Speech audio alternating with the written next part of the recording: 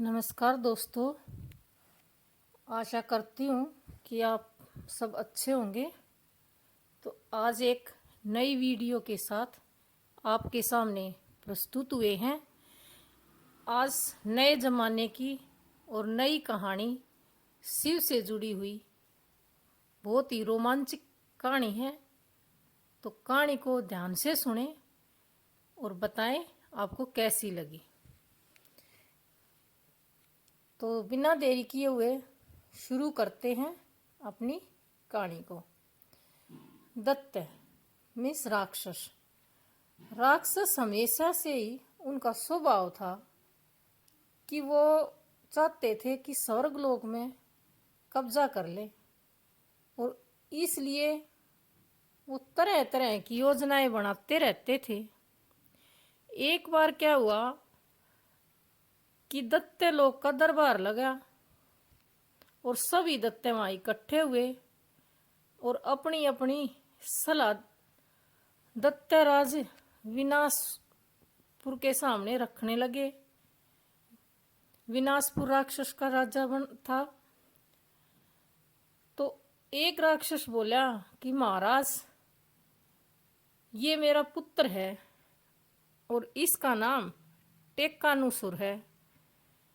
तुम्हारे तो वह उसके महाराज बोले कि तुम्हारे पुत्र का नाम तो कनकासुर था।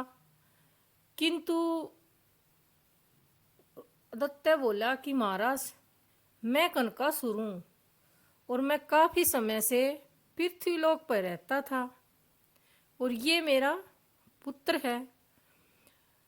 तो पृथ्वीलोक पर मैंने एक अजीब सी चीज देखी कि साधारण से प्राणी भी एक छोटा सा यंत्र लेके घूमते रहते हैं और वो यंत्र बहुत ही काम का है महाराज। उस यंत्र से ज्ञान भी प्राप्त किया जा सकता है। और मैंने देखा कि उससे पे दूर दूर बैठे हुए आदमी बात भी कर सकते हैं और ये बड़ा काम का यंत्र है। तो पृथ्वीलोक में रहने वाले सभी मनुष्य के पास ये है।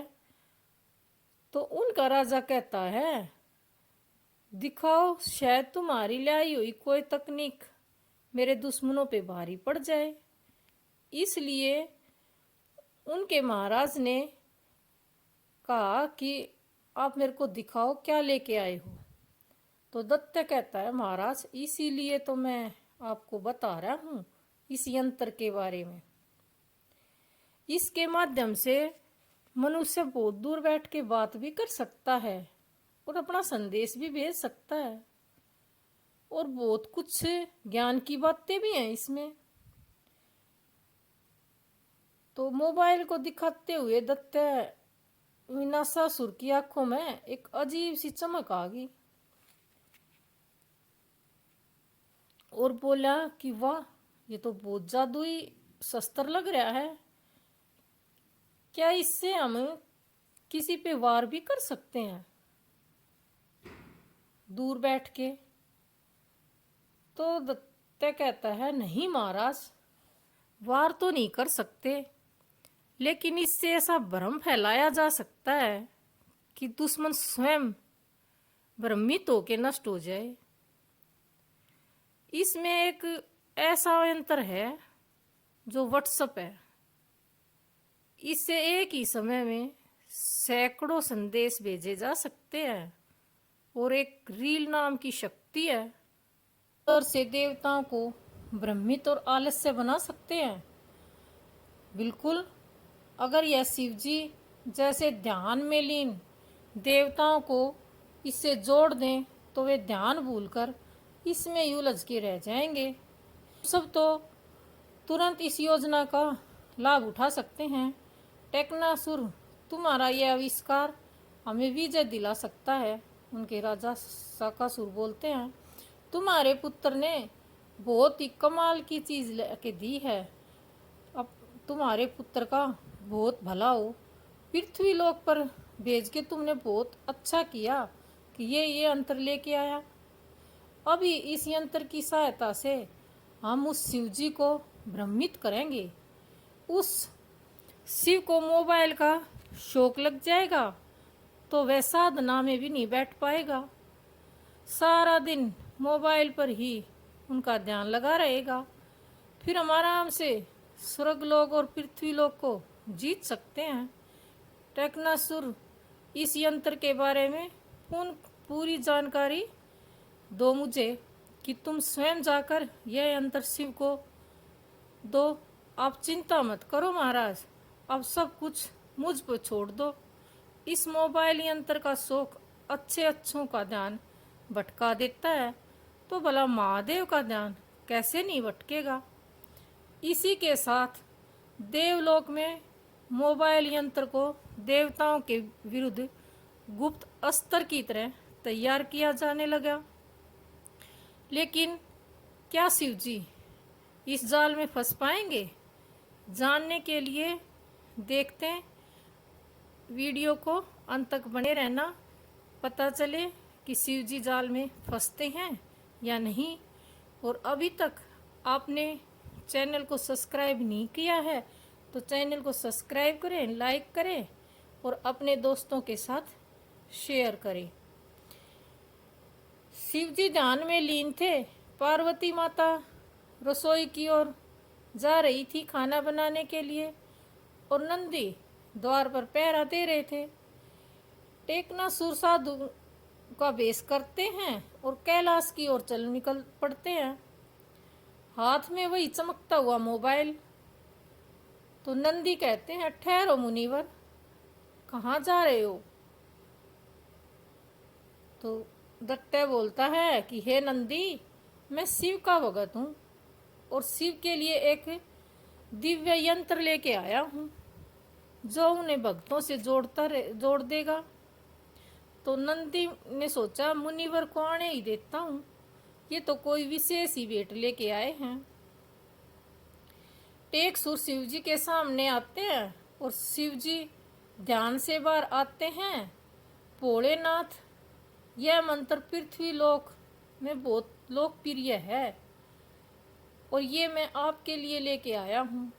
इससे आप अपने भक्तों से जुड़ सकते हैं, उनकी पीड़ा जान सकते हैं और वे भी आपको देखकर धन्य हो जाएंगे। टेकनासुर मोबाइल चालू करके और कैब खोलता है और एक रील चला देता है। भोले बाबा की महिमा, यह क्या है? भोले बाबा देखकर हैरान रह जाते हैं। यह तो मेरे तांडव का चित्र है, कितने लोगों ने इसे देखा? तो दैत्य बोलते हैं, महाराज, लाखों लोगों ने मोबाइल पर आपको देखा और देखना भी चाहते हैं। अब आप ही इसी से जुड़िए, यही एक आधुनिक भक्ति का मार्ग है। भोलेनाथ तो सरल हृदय के हैं और भक्तों के प्रेम को देखकर उनका मन पिघल ही जाता है। उन्होंने मोबाइल यंत्र को हाथ में ले लिया और यहीं से योजना भक्तों की सफल होती है। यह तो बड़ा रोचक यंत्र है, इसमें तो मैं अपने भक्तों से हर समय बात भी कर सकता हूँ। तो दैत्य कहते हैं, हाँ स्वामी का ध्यान समय देवी, थोड़ी देर और एक वीडियो देख लूँ फिर ध्यान करूँगा। शिव जी मन ही मन सोचते हैं। शिव जी का ध्यान अब मोबाइल में लगने लगा। शिव जी मोबाइल के शौकीन हो गए। पृथ्वीलोक पर धीरे धीरे संकट के बादल मंडराने लगे। क्या अब सृष्टि का संतुलन बिगड़ जाएगा? क्या पार्वती जी, नंदी और देवता मिलकर शिव जी को इस भरमजाल से निकाल पाएंगे? तो जानते हैं आगे वीडियो में। वीडियो के अंत तक बने रहें और चैनल को सब्सक्राइब नहीं किया है तो चैनल को सब्सक्राइब अवश्य करें। मोबाइल खोलते पूरा दिन उनके हाथ में मोबाइल रहता और दैत्यलोक में युद्ध की तैयारी शुरू कर देते हैं। महादेव अब साधना में लीन नहीं थे, स्क्रीन में थे। अब समय है स्वर्गलोक को कब्जे में लेने का। अब तो देवताओं का अंत निश्चित है। हम आकाश के रास्ते से लोक पर आक्रमण करेंगे और ब्रह्मा, इंद्र और विष्णु कोई हमारा सामना नहीं कर पाएगा, क्योंकि एक शिव ही हैं जो हमें रोक सकते था। दैत्य स्वर्गलोक पर आक्रमण के लिए पूरी तैयारी कर देते हैं। देवराज इंद्र के दरबार में सभा चल रही थी, तभी आकाश में घोर गर्जना होती है और नारद मुनि घबराए हुए देवराज इंद्र के दरबार में पहुंचते हैं। इंद्रदेव टेक्नासुर नामक दैत्य ने शिवजी को मोबाइल यंत्र जो दिया था, वो पृथ्वी पर सर्वाधानिक उपयोग होने वाला एक यंत्र है, वो दे दिया। अब भोलेनाथ मोबाइल के शौकीन हो गए हैं और दैत्यों ने योजना के अनुसार उन्हें भ्रमित कर दिया। ये सारी बातें नारद ने बताई और देव स्वर्गलोक पर चढ़ाई कर चुके हैं। अब तो हमारी रक्षा कौन करेगा? शिव जी के बिना तो दैत्यों को तो हारना असंभव है। माता पार्वती को जब इस बात का पता चला तो वह भी बहुत परेशान हुई। उन्होंने भी महसूस किया कि महादेव का ध्यान अब पूरी तरह से मोबाइल में लग चुका। उनके मन की चिंता के बादल गहराने लगे और सोचने लगी कि यदि महादेव का ध्यान इस प्रकार से ही भटकता रहा तो सृष्टि का संतुलन तो पक्का बिगड़ेगा। देवी पार्वती, हम दैत्यों को रोकने का प्रयास करते हैं, तब तक आप कुछ सोचिए और कीजिए। महादेव का ध्यान मोबाइल यंत्र से हट जाए। माता पार्वती सोचने लगी कि किस प्रकार शिवजी का मोबाइल से ध्यान हटाया जाए। तभी उन्हें एक सुझाव महसूस होता है। उन्होंने नंदी और भृंगी से कहा, मेरी बात ध्यान से सुनो और मैं जैसा कहती हूँ तुम वैसा ही करना। तुम महाराज के पास जाकर बोलना कि माता तो बेहोश हो गई है। तो नंदी बोला, ठीक है माता, हम समझ गए कि आप क्या करना चाहते हो। और वो भागे भागे दोनों भोले बाबा के पास जाते हैं और शोर मचाना शुरू कर देते हैं। और माता पार्वती महल के अंदर जाती है और अपनी खाट पे लेट के और बेहोशी का नाटक करती है। तो जब माता बेहोश हो गई, माता बेहोश होगी कर रहे थे नंदी, तो महादेव को सुनाई देता है। वो एकदम से हैरान हो जाते हैं और मोबाइल को छोड़ के खड़े हो जाते हैं और कहते हैं कि क्या हुआ तुम्हारी माता को? अभी तो तुम्हारी माता ठीक थी। तो लेकिन नंदी कहते हैं, नहीं महाराज, माता की तबीयत बहुत ही खराब है और वो बेहोश हो चुकी है। ये सुनकर शिव मोबाइल को छोड़कर महल की तरफ चल पड़ते हैं और वे बहुत ही घबरा जाते हैं। उनका मोबाइल कैलाश पर्वत की चोटी पर ही छूट जाता है। ये तो सुनिश्चित हो ही गया था कि शिव भगवान के लिए पार्वती माता से बढ़कर कुछ भी नहीं है। इस बात का प्रमाण तो मिल गया। भगवान शिव पार्वती के लिए अपना मोबाइल फ़ोन तक भी छोड़ सकते हैं। अरे पार्वती, तुम तो बिल्कुल ठीक हो।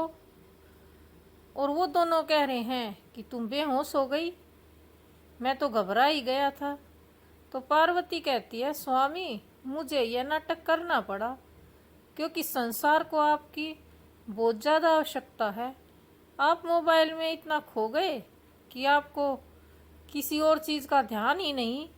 आपको पता भी नहीं कि दैत्यों ने आज मोबाइल यंत्र के कारण आपका ध्यान संसार से भटका दिया। ये सब उस टेक्नासुर दैत्य की वजह से हुआ है, जो वेश बदलकर आपको ये मोबाइल यंत्र दे के गया।